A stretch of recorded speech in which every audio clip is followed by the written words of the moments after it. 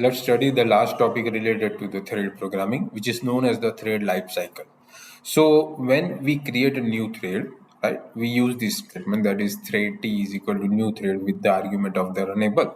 So at that time, we are just creating a thread, and the thread will go to the state called new. And once the thread is in a new state, after that we call the method called start with the help of thread reference, and thread goes to the state called runnable.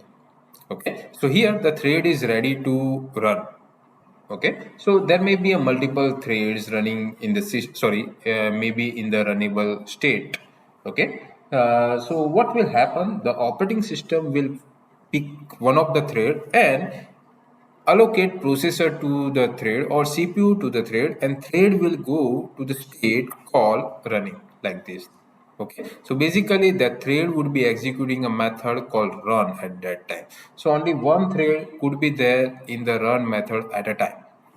Okay, and after that, if the program calls either wait method or a sleep method, then thread goes to the state called blocked waiting or time waiting, right? So where thread may be waiting for some other activities to be completed, or waiting for some other signals to be generated or events to be fired, kind of.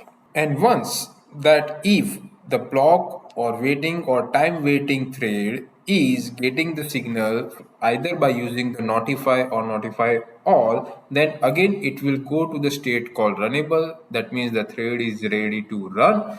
Okay, and once that the CPU would be available for that particular thread, or the processor would be available to that particular thread, then the operating system will run that thread.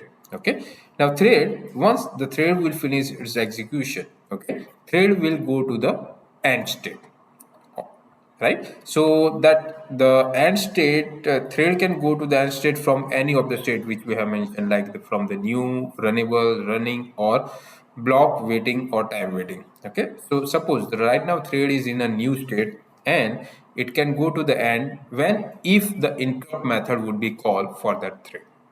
Similarly, if the thread is in a runnable state, then if the run interrupt method is called, then the thread would be end. If the thread is running and once it finishes its execution, that means thread completes the run method, then it goes to the end. Okay. Similarly, if the thread is blocked or waiting or the time waiting, then the thread interrupt method can be called so that the thread may go to the end state. So these are the states of the thread life cycle. That's it for this video.